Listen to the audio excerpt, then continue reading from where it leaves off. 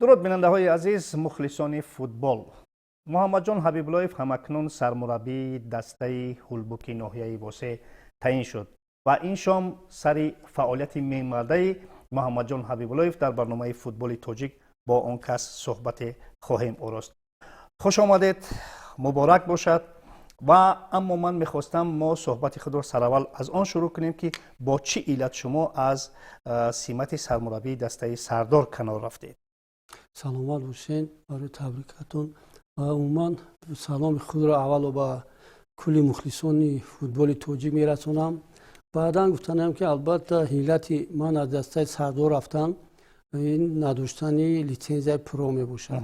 برای اینکه فدراسیون فوتبال از موسم نو در نزد خود وظیفه گرفته است که هر یک مربی که در لیگ عالی کار میکند باید مجوز پرو داشته باشد. در همینجا سوالی به میان میآید که شما برای یک متخصص خیلی ویژه که سالهای دراز در دسته های مختلف لیگ عالی تاجیکستان کار کردید، در منتخب تاجیکستان کار کردید، با ویژه در زمانی که در دسته دیگر تداس کار کردید و اونقدر با موفقیت های بزرگ رسیدید، آیا امکان نبود در همین سالها همین مجوز گرفتن؟ امکان بود، البته امکان بود و او دوره ها فقط برای همین لیسانس پرو گرفتن در شهر مسکو فقط میگذشت و به هر نامزدا هم خیلی زیاد می بودن و من میدونم که بسیار مربی ما هم رفته اول یکم بار نتونستن پرو گرفته، بعدا دوم سوم بار. برای ما هم چی بودن، ما نه قدر همین رو فکر میکردیم که جدی نگرفتید. بله البته. به هر صورت من گمان میکنم که شما برای متخصص باید تا این زمان البته مجوز پرو می داشتید، زیرا که من اکنون روشن شد که به این نمی شود. البته فوتبال پیش می رود، طلبات ها دیگر می شوند، اما چون در تاجیکستان هم اکنون من همین کورس های مجوز پرو که شروع شد این مراتب هم امکان نشد. دوره‌ای که پرو سر شد در تاجیکستان، من در تاجیکستان نبودم، در دولت روسیه بودم. بعدا من اومدم دیر کردم با همین کورس ها اومدن و اگر من می اومدم فکر میکنم که اون مبلغی که 45-50 هزار سوم باید بسپاری نمیتونستیم. بعدا من یک چند رفیق مربی دارم در دولت ازبکستان کار میکنم، قزاقستان. امسال در دولت ازبکستان عموما همین چیز رو دیگه اعتبار نمیدهد. پرو دارد مربی یا نداره یا حقیقتی هم کار میکنند و فقط با استعداد مربی نگاه میکنند، نه بلکه بسیار ما میدونیم که بسیار مربی ما پرو دارن و یگان دسته با کار نمیکنند. یگان دسته بسیار مربی که از پرو رو تمام کردن صاحب لیسانس پرو نیکی یگان دسته همین رو دعوت نمیکنند. اما در برنامه 90 دقیقه گفته بودم که من از سال 1982 مربی کار میکنم و البته اگر میشد که از طرف فدراسیون فوتبال برای ما، برای همین مربیانی که سال و سالهای پیش کار کردیم یک یاردم میدادن، یگان مکتوب میکردن با فدراسیون کنفرانس که ما میتونستیم که کار خود رو دوام دهیم. لیکن چه شما گفتید امروز زمانه همین شد که باید همین لیسانس پرو سرمربی باید داشته باشه. شما کوشش نکردید که مثلا از برخی از تجربه های هستند که یک نفر مربی پرودار با یک نفر مربی بدون پرو در یک دسته کار میکنه؟ در دسته سردار شما این چیزا کوشش نکردید که هماهنگ کنید؟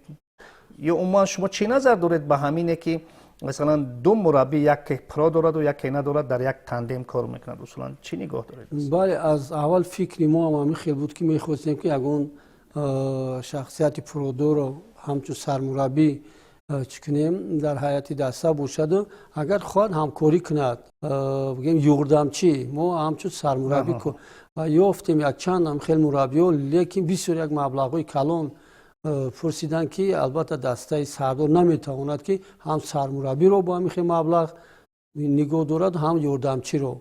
برای همین من مجبور شدم که دسته رو ترک کنم. البته خیلی جای افسوس است، اما شد همون چیزی که همکنون شد.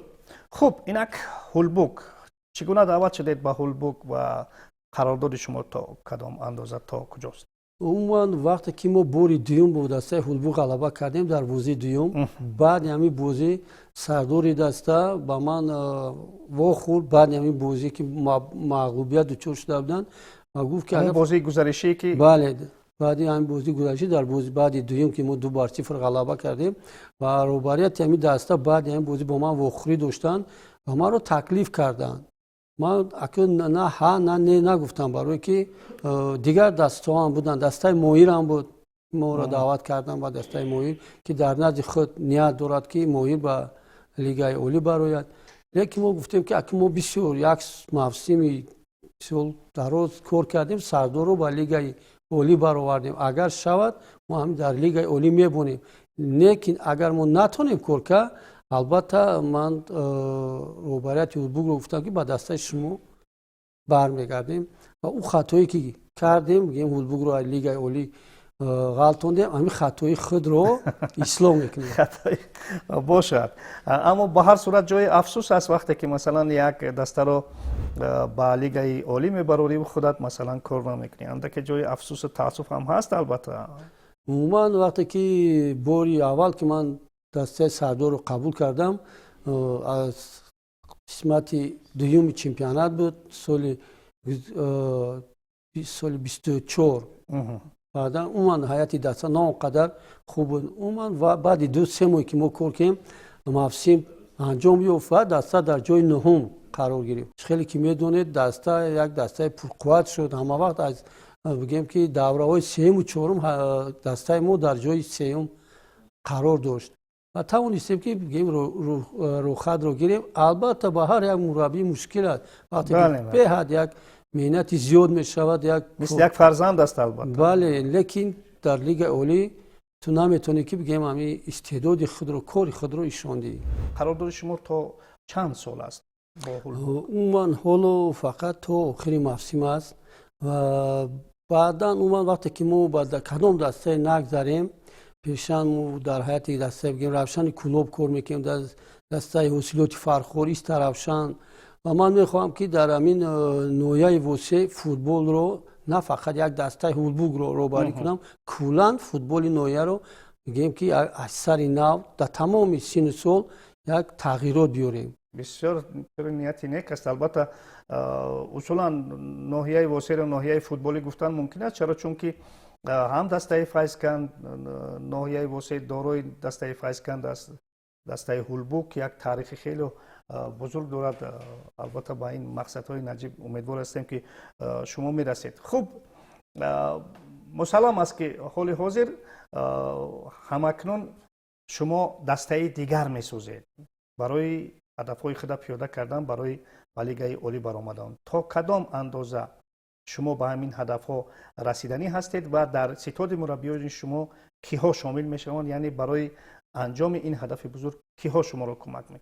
همچون مربی خدمت خود رو چی در دسته روشن کردیم و دسته حاصلات هم بود و امروز نوبتی هولبورگ شده است. برای همین من میخواستم که دسته رو در نزد گفتیم وظیفه گذاشتیم که با لیگ اولی برگردیم و وقتی که شما درباره هیئت دسته گفتین من فکر میکنم هیئت دسته قریب 80% تغییرات مییابد. نیوت میشن بازیگرا و عموما ما میخوایم که یک هیئتی کنیم که نه فقط یک مقابل دستای لیگایی یکم مبارزه بریم، ما توانیم که دستای لیگ اولی رو هم با مغلوبیت دچار سازیم و در بازی جام تاجیکستان هم یک برآمد خوب کنیم.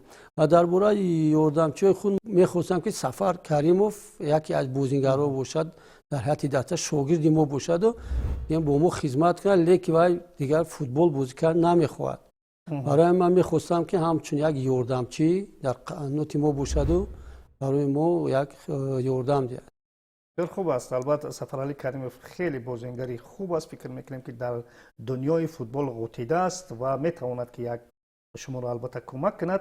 تا جای ما آگاهی یافتیم خالمراد نظرов سابق کاپیتانی روشن کلوب شادیجان مرادov از دسته روشن و هولبورگ گذاشتند و کیها باز تصمیم است که با دسته شما بگذارند در ما در حیات دسته گفتیم بسیار تغییرات شده است. پیشکی گفتن همین بازیگرا را اسمشون تا ما شرطنامه‌شون را ببینیم که امضاشون را گرفتیم. بعدا باز درباره هیئت دسته در آینده البته لیکن البته روی خطی که ما امروز کردیم و من نمیخوام که اگر اسم بازیگرا را گیریم یک 4 بازیگر از دسته سردار میباشد، یک 4 شاگرد من با همراه من با دسته سردار دسته هولبوگ میزگرند و عموما تغییرات به حد تغییرات زیاد که هستیم. عموما از همین حوزه موسم سر شده کارو خیلی خوب رفته ایستاده است. فکر میکنم آینده هم کارهای ما با یک نتیجه خوب انجام می‌یابد. اصولا شما در فوتبال تاجیک از پیشاهنگان هستید، از تجربه داران هستید. در فوتبال تاجیک شاگردان شما خیلی زیاد هستند، همه آنها رو جمع کنید برای 2 دسته هم میرسد فکر میکنم. البته در این جهت شما موفق میشوید. خوب، با ابتکارات سرور دولت محترم امام علی رحمان در ناحیه واسه یک ورزشگاه خیلی و خیلی خوب بنیاد گردید. آیا دسته هولبوگ محض در همین ورزشگاه تمرین و بازی‌های خود را برگزار میکند یا اینکه در دوشنبه در کجا؟ عموما حالا همین ورزشگاه میدان ورزشگاه بگیم کار رفته ایستاده است. امروز چقدر که ما در سایت کلوب دسته هولبوگ دیدیم در ورزشگاه کارهای همین زمستانه برده ایستادن. فکر میکنم که با فکر من این ما باید در همین ورزشگاه بازی را گذرانیم، برای که چخیلی گفته مخلصان دسته خیلی زیادن. در همین بازی گزارشی هم همین مخلصان خیلی زیاد میومدن دستگیری میکردن. من فکر میکنم که همین سال گذشته خیلی دسته هولبوگ همین مخلصان را آواره کردن و البته ما کوشش میکنیم که بازی خود رو در همین میدان خود بازی گذرانیم. البته مخلصان ما یک کیفیتی دسته خود ببینن. البته موسم گذشته هولبوگ در لیگ عالی بازی میکرد، شما در لیگ یکم. به هر صورت 2 بازی با هم برگزار کردید برای گذاشتن به لیگ عالی یا اینکه ماندن در لیگ عالی. در همین 2 بازی تا کدام اندازه قویتی موقع‌های دسته هولبوگ رو دریافتید و یا ظرفیت‌های دسته هولبوگ رو دریافتید که همکنون امکان دارید آن را پورا کنید؟ پیش از بازی های همین گزارشی دسته هولبوگ در چمپیونات با دسته استقلال بازی کرد که ما در این بازی بودیم، بازی را از پیش تماشا کردیم. البته دسته استقلال دسته است که بهترین دسته ما است، لیکن برای ما در کار بود که همون جای سست و ضعیفی دسته هولبوگ رو بیاوریم. خط دفاعی دسته یکی از بگیم که خط ضعیفی همین دسته هولبوگ بود، برای اون که ما تماشا کردیم در بازی با دسته استقلال، بعداً با در 2 بازی که با ما گذراندن. عموما در خط محافظت هولبوگ بازیگرانی که در خط محافظت بازی میکنن کمی در کم با هجوم میروند، همه وقت سرگردانی همون خط دفاعن. این خیلی نه که پیش رفته و هجومی دسته را دستگیری کنن یا خیلی که ما امروز در فوتبال وزیر زمان خیلی ما دسته سردار رو میگیم روبری کردیم، 2 تا دفاعگری که در کنار بازی میکنن همه وقت در هجومن، همه وقت هجومی دسته رو بگیم دستگیری میکنن، بگیم همچون یک فوتبال بازی خطی میونه در هجوم اشتراک میکنن. لیکن ما بازی وقتی که بازی با اول رو گذراندیم با دسته هولبوگ فهمیدیم که خطی سوز، خطی ضعیف، همین خطی دفاعی. برای همین ما همه وقت دسته رو در بگیم پرسینگ، همه وقت دسته ما فشار می آورد که خط دفاع هولبوگ با بگیم که خطاگی دست زند. البته در بازی یکم هم ما 2 گل زدیم و برتری هم داشتیم، 2-1 ما غلبه داشتیم. البته در قسمت وقتی که 6 دقیقه ایلوه شد در قسمت ایلوگی گل سر دادیم، بازی اول 2-2 شد. در بازی دوم هم بگیم که یگان وقتی که دسته لیگ عالی با یک دسته لیگ یکم بازی میکند البته باید فرقیت خیلی کلان داشته باشد، برای که دسته هولبوگ لیگانی رو داشت از دولت ایران از افریقا یگان خیلی برتری نداشت دسته هولبوگ. برای همین باوری بچه ما هم خیلی زیاد شد. بعد بازی اول قسمت اول وخری اول وقتی که ما 1-0 پیشرفت بودیم و بگیم همون جایی که لباس عوض میکنیم سردار دسته در آمد گفت که روبریان میخواهد که ما غلبه کنیم و لیگ عالی ما رو خط گیریم. بعد همین سخن بچه ها خیلی شدن میگیم یک چی دیگه پیدا کردن که انگیزه دیگه بله و میتوانیم که ما هولبوگ رو مغلوب کنیم. خب معلم، فوتبال شما اصولا فوتبال هجومی است در هولبوک هم همین گونه فوتبال را خواهید گذاشت یا اینکه با نظر داشته البته لیگ یکم بودن برخی از تاکتیک و استراتژی دیگر را استفاده میکنین؟ من همون وقتی که فوتبال سردار را شما در اینجا بررسی کردید و تحلیل کردید، مسلم است که مثلا 4-3-2-1 البته این کاملا یک جابجاگذاری دیگر است و مثلا باز یک جابجاگذاری نقشه دیگر البته دیگر است با هر حریف هر خیل، اما اسلوب اصولا چگونه باید باشد؟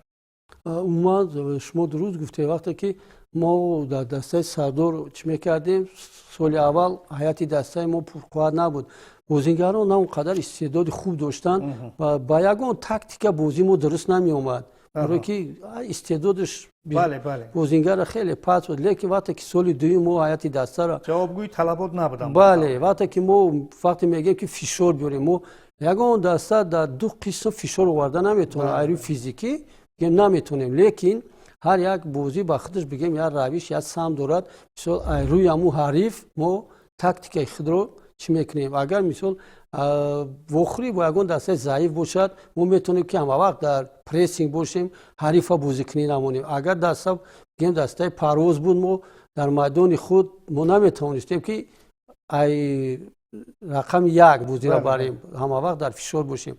البته باید حریف رو بیاموزیم و بعدا یگان نقشه میکشیم، یا پریسینگ میکنیم یا که از کنتر هجوم استفاده میبریم.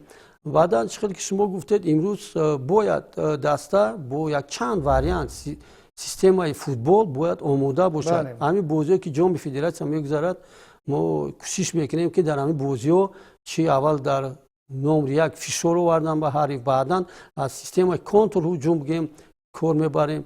برای همین ممکن که با دو تا حمله‌گر بازی کنیم و چخیلی که اگر در یاد شما باشد، ما در قسم دوم در بازی دوم در قسمت چهارم با هولبوک ما با دو تا فوروارد، دو تا بگیم هجوم کننده با هولبوک بازی کردیم. با قولی که یک بازی سازی کلاسیکی 4-4-2. بله، ما از 4-5-1 با 4-4-2 گذاشتیم. برای فهمیدیم که هولبوک مونده شده بود، همین خطاگی در خط دفاع می شود.